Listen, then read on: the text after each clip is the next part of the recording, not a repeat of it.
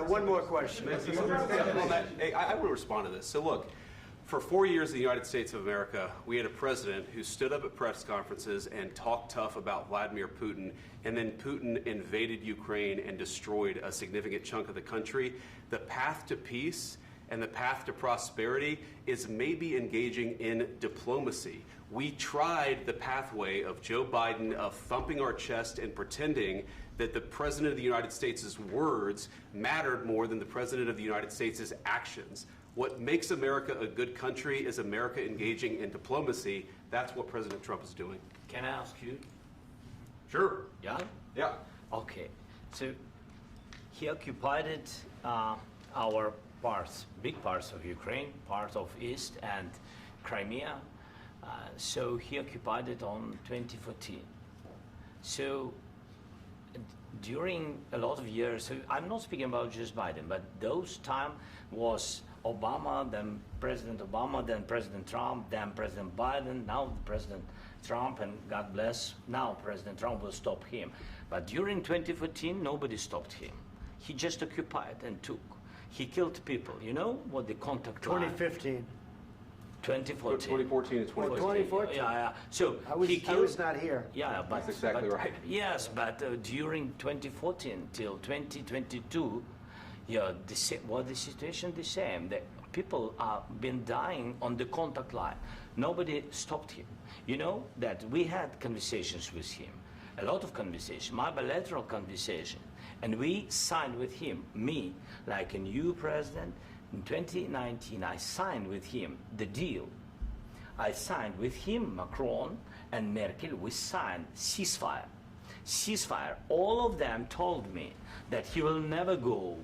We signed with him with gas contract. Gas contract. Yes, but after that, he broken this ceasefire. He killed our people and he didn't exchange prisoners. We signed the exchange of prisoners, but he didn't do it. What kind of diplomacy, JD, you are speaking about? What do you mean? I'm talking about the kind of diplomacy that's going to end the destruction of your country. Yes, but if you Mr. President, with respect, I think it's disrespectful for you to come into the Oval Office and try to litigate this in front of the American media.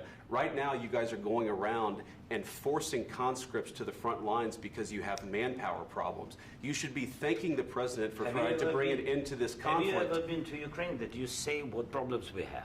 I have been to. Come once. I've actually watched and seen the stories, and I know what happens is you bring them on a propaganda tour, Mr. President. Do you disagree that you've had problems bringing people into your military? And do you think that it's respectful to come to the Oval Office of the United States of America and attack the administration that is trying to prevent the destruction of your country? A lot of questions. Let's start from the beginning. Sure. First of all, during the war, everybody has problems, even you, but you have nice ocean and don't feel now, but you will feel it in the future. God bless. You don't know that. God bless. You God bless. You will not have a war. Don't tell us what we're going to feel. We're trying to solve a problem. Don't tell us what we're going to feel. I'm not telling you. Because you're in no position to dictate that. That's exactly what you're doing. You're in no position to dictate what we're going to feel.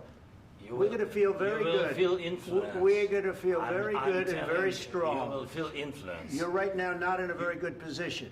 You've allowed yourself to be in a very bad position, and he happens to be right about it. From the very beginning of the war. You're not in a good position. You don't have the cards right now. With us, you start having cards. Right now, you don't. You're playing cards.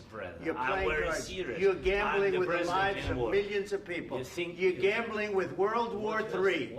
You're gambling with World War III. And what you're doing is very disrespectful to the country, this country. That's back to you. Far more than a lot of people said they should have. Have you said thank you once? This entire meeting?